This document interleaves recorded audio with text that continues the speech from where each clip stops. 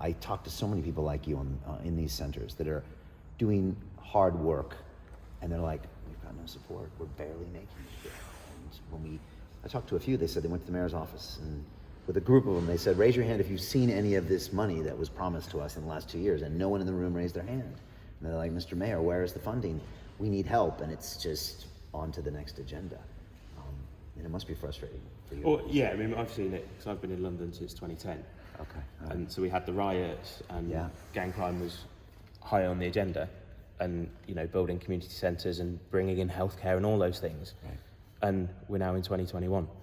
And does that exist? Right. It just became not a priority. Yeah. Right. And it's every now and again, young people are demonised.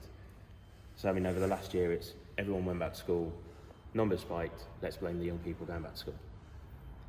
You can't blame young people. I was speaking in Homerton, and I said, when teenagers are stabbing teenagers, it's not their fault, it's our fault.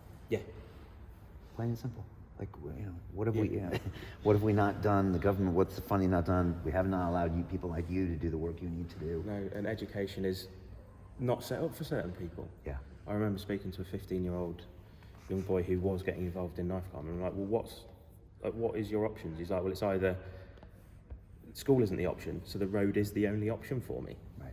I'm like, you're 15, and that's already your thinking process is that's the only way I'm going to make money and survive. And how have we got to that point? And education has to play a key in that, because it's for the intelligent, it's for people who can get on with the system. Yeah. Those that want vocational skills struggle. Yeah, they struggle. And there's so many other opportunities out there. And again, if you could articulate to this young man, the short-term gains look good on the road, but the long-term gains are not. And if you put in the prison time, the chance of death, your long-term income, it's probably worse than working at McDonald's. And what if we could teach you entrepreneurship or a trade or something?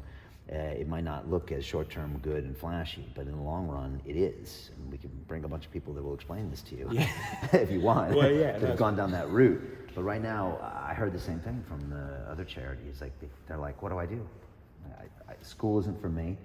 The road looks like the only option, and then I've got nothing else. Yeah.